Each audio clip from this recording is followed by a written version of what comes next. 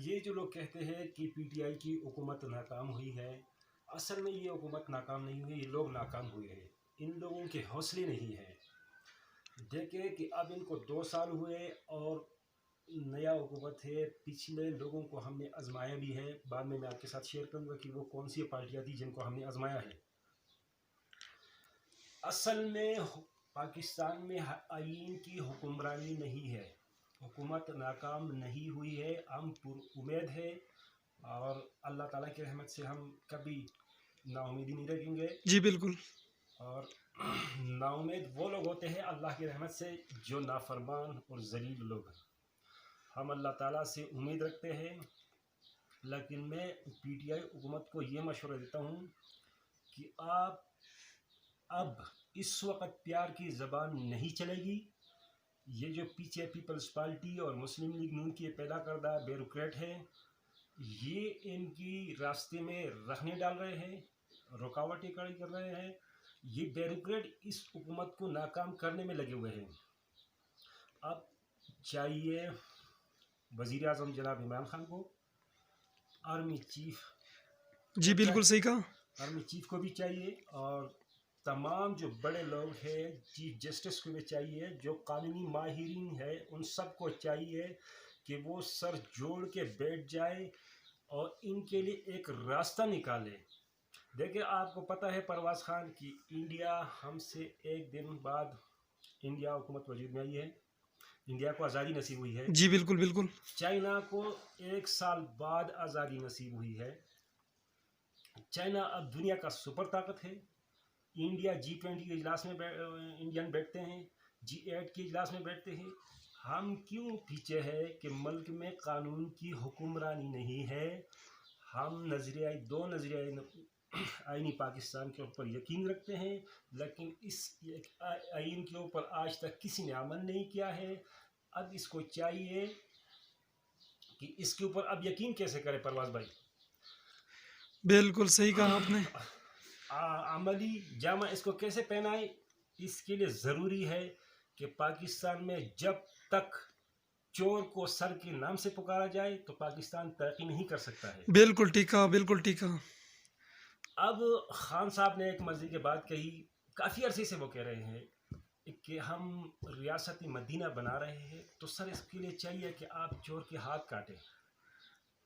جب چور کا ہاتھ کاٹا جائے سریعام تو پھر کوئی چوری نہیں کرے گا، کسی کو جرت بھی نہیں ہوگی کہ وہ چوری کرے۔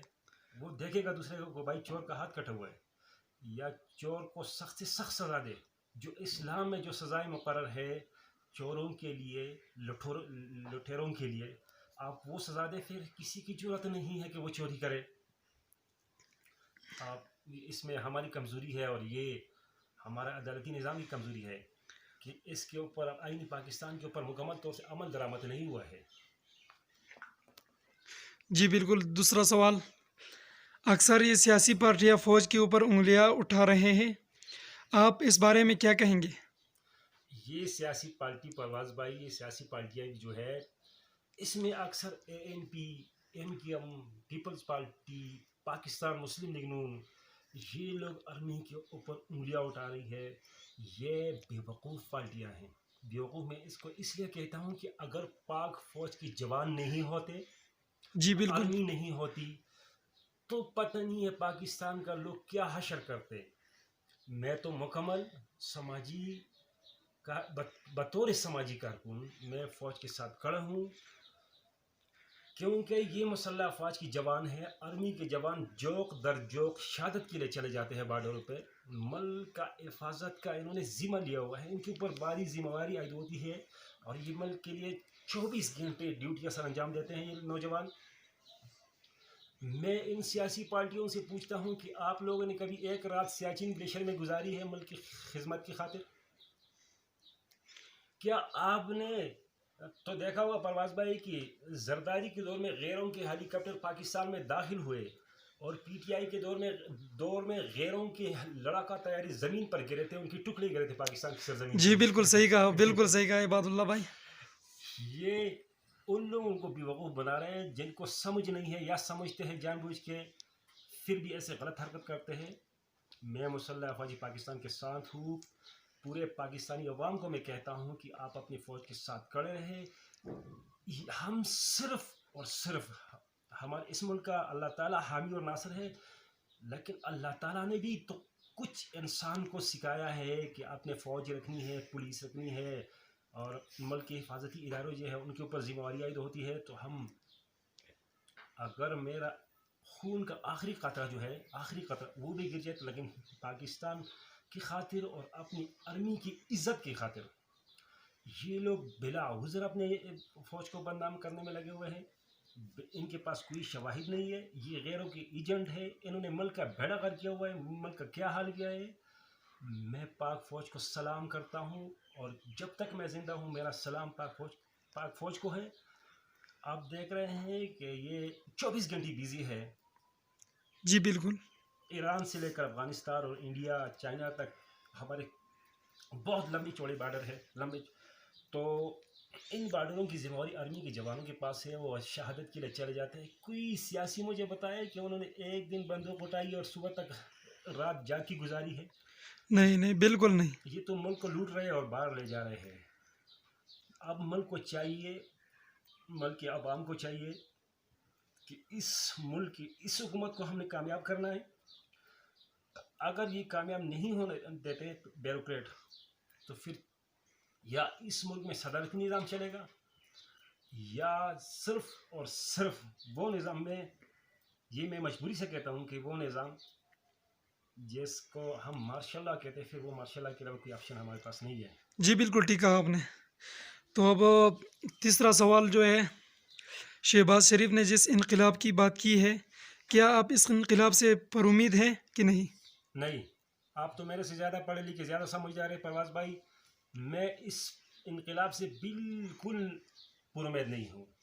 جس لڑکی کی یہ بات کر رہے ہیں کہ میں اس نوجوان کندھے کو یہ ذمہ داری دے رہا ہوں، وہ نوجوان اپنے والدہ کے بارے میں نہیں پوچھ سکتا کہ میرے والدہ کو کس نے مارا ہے. بالکل. 5 سال آصف علی زرداری نے ملک کے اوپر حکومت کی ہے، پیپلز پارٹی نے. بے نظیر مرنے کے بعد ملک کا انہوں نے بیڑا غرق کیا ہے. گارمنٹس کے جو بڑے بڑے بزنس مین تھے وہ یا پاکستان سے بنگلہ دیش چلے گئے ہیں یا کہیں اور چلے گئے ہیں. ٹارگیٹ کلنگ کراچی میں آپ نے حالات دیکھے ہیں. ٹارگیٹ کلنگ، بطخوری، رکشے تک کسی کو انہوں نے سویپر تک بھی معاف نہیں کیا ہے. اور یہ پاکستان کی تباہی میں تینوں پارٹیوں کا سب سے بڑا ہاتھ ہے. کوئی سمجھتا ہے پاکستان پیپلز پارٹی، آپ تو اس کو نہیں کہہ سکتے، پاکستان زرداری پارٹی، جی جی. ایم کیو ایم اور اے این پی، کیونکہ انہوں نے آپس میں لوگوں کو لڑایا. دیکھیں، ایک گھر میں 3 4 5 6 بھائی ہو سکتے ہیں. پاکستان ہمارا گھر ہے. دیکھیں، اس میں بلوچ بھی رہ سکتے ہیں، اس میں پٹھان بھی رہ سکتے ہیں، اس میں ماجر ہمارے بھائی ہے، اس میں پنجابی ہمارے بھائی ہے، سرائکی بھی ہمارے بھائی ہے، اور بھی کئی قوموں کے جوان ہیں، وہ ہمارے بھائی ہے. ملک میں قوم پرستی نہیں ہونی چاہیے. جی بالکل ٹھیک کہا آپ نے. جو قومی قوم پرستی کے اوپر یقین رکھتی ہے وہ قومی ترقی نہیں کر سکتی ہے. میں تو ان سب جوانوں کو کہتا ہوں، چاہے وہ ماجر ہو، پختون ہو، پنجابی ہو، سراکی ہو، بلوچ ہو، سندھی ہو، آئے ہم مل کے پاکستان کو بنائیں. اور بلاول کے اوپر کیا آپ یقین رکھیں انقلاب کی؟ ہم نے تو پیپل زرداری کو آزمایا ہے، نون کو بھی آزمایا ہے. ملک کا انہوں نے بیڑا غرق کیا. اب یہ الزام لگا رہے ہیں کہ پاکستان کو پی ٹی آئی نے IMF کا گھر بنایا. یہ جھوٹ آپ نے پہلے بھی لیا ہے قرضے، پیپل پارٹی نے بھی لیا ہے، مسلم لیگ نون نے. اپنے آپ کو تو نہیں کہتے ہیں. تو اب بلاول سے آپ کیا وہ کرے، امید کرے جس کو اردو بھی صحیح نہیں آتی ہے میری طرح. تو اپنی والدہ کے بارے میں نہیں پوچھ سکتے کس نے مارا ہے، کیوں مارا ہے، اس کا قصور کیا تھا. وہ تک عظیم شان لیڈر تھی. میں اس کی لیڈر ہونے کی گواہی دیتا ہوں کہ وہ محترمہ ایک زبردست قسم کی لیڈر تھی ہمارے ملک کے لیے. اور بلاول صاحب عبد الرحمن ملک سے کیوں نہیں پوچھتے ہیں کہ آپ ان کی سیکورٹی ایڈوائزر تھے، آپ اس وقت کیوں وہاں سے بھاگے تھے؟ ایسے لڑکے سے ہم امید نہیں رکھ سکتے ہیں، کیونکہ یہ اب پیپلز پارٹی نہیں رہی. یہ وہ پیپلز پارٹی نہیں ہے جو بھٹو صاحب کی پارٹی تھی، جو محترمہ بینظیر بھٹو کی پارٹی تھی. اب یہ زرداری کی پارٹی ہے، اور زرداری کا کام ہے بدماشی. کوئی اور سوال آپ میرے سے کر سکتے ہیں فراز بھائی؟ جی بالکل. ایک اور سوال ہے، बलदियाती इलेक्शन होनी चाहिए कि नहीं? ये तो बहुत अच्छा सवाल आपने किया है, लेकिन परवाज़ भाई मैं तो इतना कहूँगा कि तकरीबन 38 मेरा एज है, 39-38, लेकिन जहाँ तक मेरा ख्याल है होने तो चाहिए, लेकिन मुल्क में इतना हमारी इकॉनमी का जो मसला है, मुल्क में ये कमज़ोर मईशत के लिए बलदियाती इंतखाबात बिल्कुल नहीं होने चाहिए, क्योंकि मैंने ये हालात देखे हैं अपनी नज़रों से और इसका बगौर मुशाहिदा किया है कि बल्दियाती इदारे पाकिस्तान की कमज़ोर मईशत के लिए ये कैंसर है, कैंसर, इसको आप कैंसर कह सकते हैं, क्योंकि हमारे यहाँ कमज़ोर मईशत के लिए बल्दियाती इदारे अलावा फजूल बोझ है, क्योंकि बल्दियाती इदारों में सबसे ज़्यादा करप्शन है, चाहे वो पीपल्स पार्टी हो, चाहे नून हो, कोई भी पार्टी हो, किसी भी दौर में PTI हो, बल्दियाती इदारों के अंदर जो करप्शन हुई पाकिस्तान की तारीख में भी कभी नहीं हुई। उसका तरीका ये है कि ये जहाँ भी ये काम करते हैं ये पैप लगाते हैं 2 रुपये वाला फिट, ये आते उधर जिसको फाइल कहते हैं, कागजात में ये 5 या 10 रुपये का फिट लिखते हैं, एक बोरी सीमेंट इस्तेमाल करते हैं, ये 3 या 4 बोरियाँ लिखते हैं। इसमें सरासर करप्शन है और सरासर जुल्म है, ये बिल्कुल नहीं होनी चाहिए, क्योंकि कमज़ोर मईशत के लिए सही नहीं, इससे मुल्क से, इससे पाकिस्तानी आवाम को कोई भी फ़ायदा नहीं है, कोई भी फ़ायदा नहीं है, और ये नहीं होनी चाहिए। उल्टा नुकसान है। उल्टा नुकसान, ये मुल्क के लिए उल्टा नुकसान है, क्योंकि बाहर ममालिक में इनसे फ़ायदे मिलते हैं, पाकिस्तान में ये करप्शन हद से ज़्यादा करते हैं और ये बल्दियाती इदारे ही करते हैं। अच्छा ठीक है, बहुत शुक्रिया परवाज़ भाई कि आपने मुझे मदऊ किया, मैं आपका शुक्रगुजार हूँ, बहुत शुक्रिया। Thank you so much Ibadullah भाई।